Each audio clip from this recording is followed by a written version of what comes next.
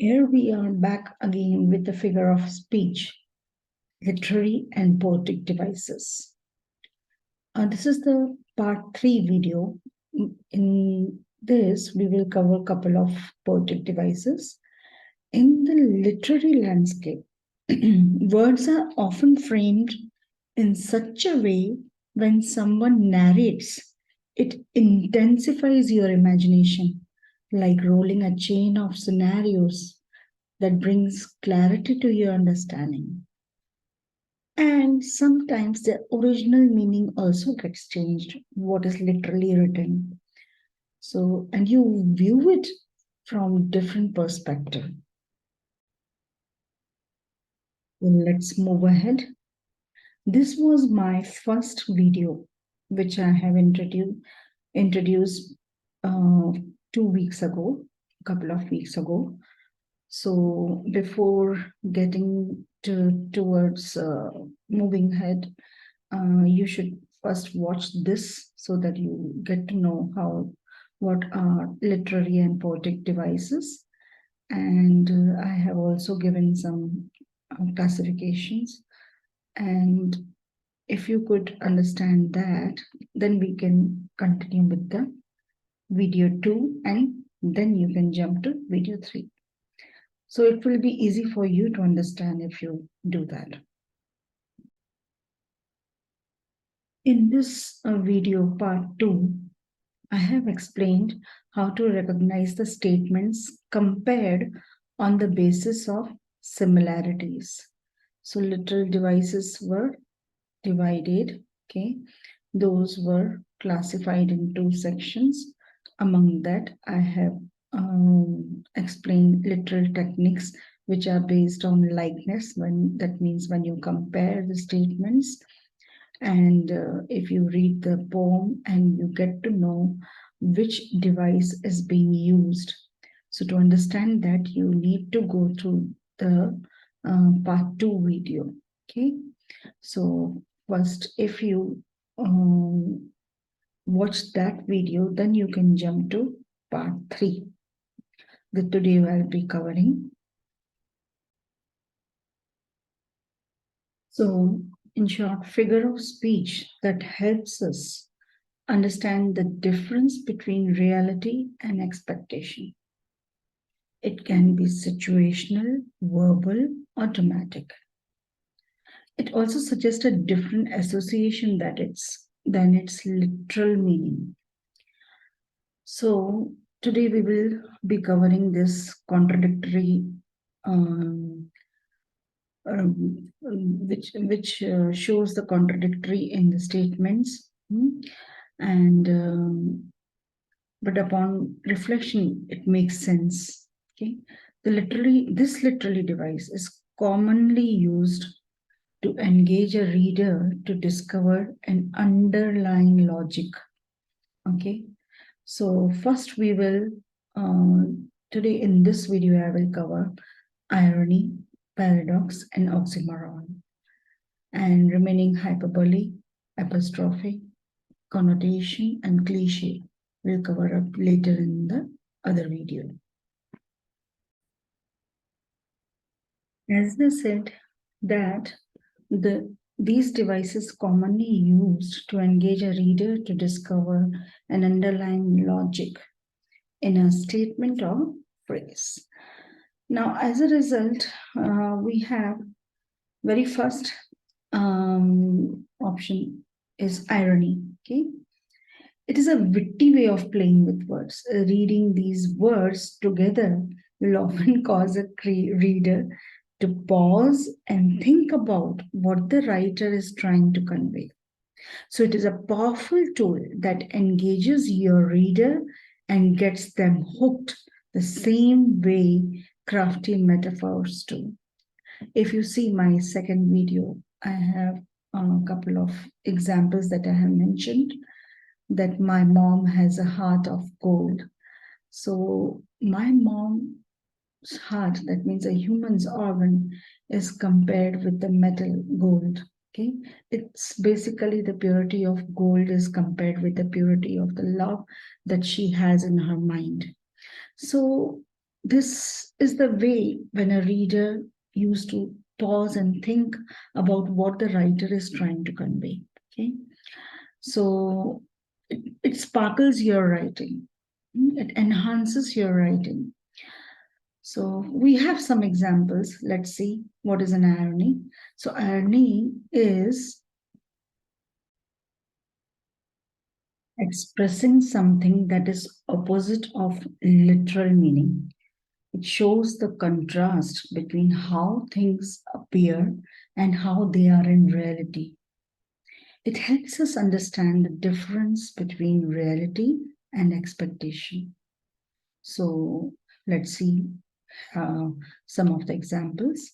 For example, we have when a police station gets robbed. Now, police station is already a safest, is considered as the safest place, but it gets robbed. So, what an irony. Okay. A pilot has a fear of heights, whereas a pilot is always supposed to be on heights um, so that it can fly planes or helicopters, etc. So it has a fear of heights. When you say, oh, fantastic, when situation is bad, so you are being witty over here, that you are being sarcastic. So, like when a situation is very bad, but you are reacting opposite to the situation. So it's like a taunt, or you can also say a witty way of replying on something that you don't like at all. For example, another we have war is peace, freedom is slavery, ignorance is strength by George Orwell. So war is peace when the people unite against the common enemy. So when the people unite and they live in peace with the if they are against one of their common enemy, so it brings peace between the people. Freedom is slavery. Again, it is opposite.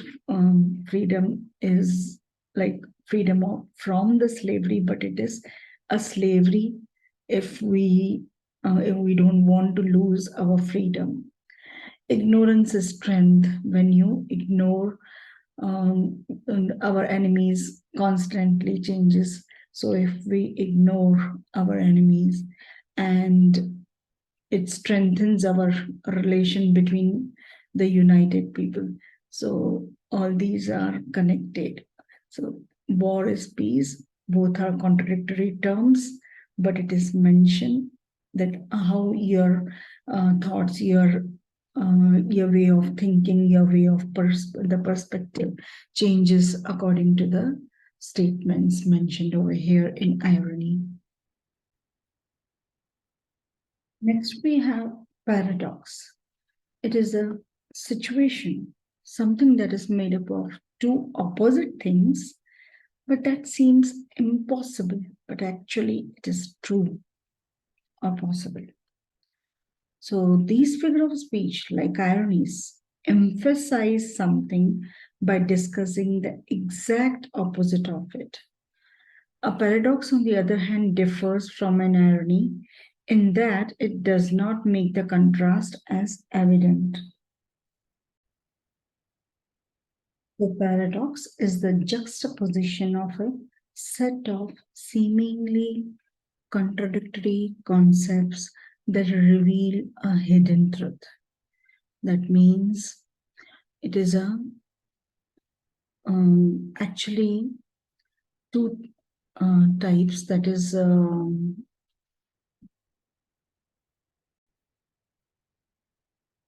that people often get confused between irony and paradox. That irony is the use of words that the words in such a way, the use of words in such a way that their intended meaning is different from the actual meaning of the words. And in paradox, it is a set of contradictory concepts. It is a group of statements that reveal the hidden truth. Okay, so this is the difference. For example, less is more. less is more. Do the thing you think you cannot do. The only constant is change. So, how opposite the meanings are, but actually it is true also. That means less is more. That means how much we have, that is enough. Do the thing you think you cannot do. You should do what you think like you are unable, you don't have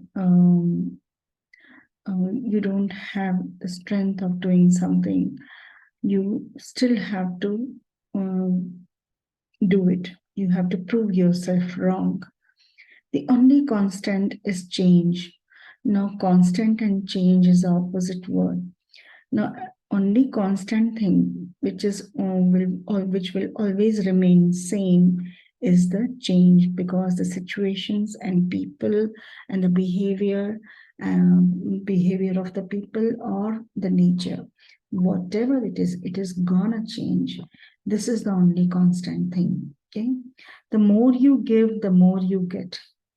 The more you give, suppose, for example, the more you share what you have, God will give you, God will bless you more and more.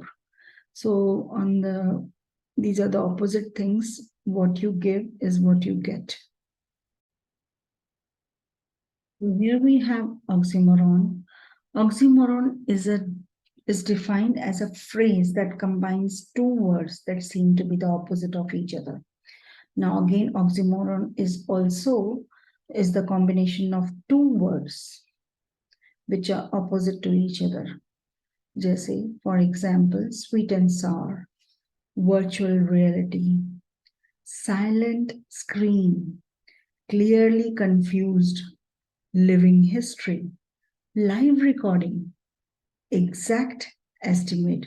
So how these words are opposite, but it shows some meaning. For example, in a sentence, we can use any two words. My sister and I had a friendly fight over the lipstick. So friendly fight. So these are the opposite words, but still makes a sense. The new kittens enjoyed being alone together. Alone also and together also. When two people are together, how they can be alone? So this is the opposite thing mentioned. The carpenters left the bench completely unfinished. Completely unfinished. Again, it's in these are the opposite words. So oxymoron is the combination of two words, okay, which are opposite to each other. Last, we have difference between irony, paradox, and oxymoron. So irony is the phrase that shows demonstrates the difference between that appears to be true and what is actually true.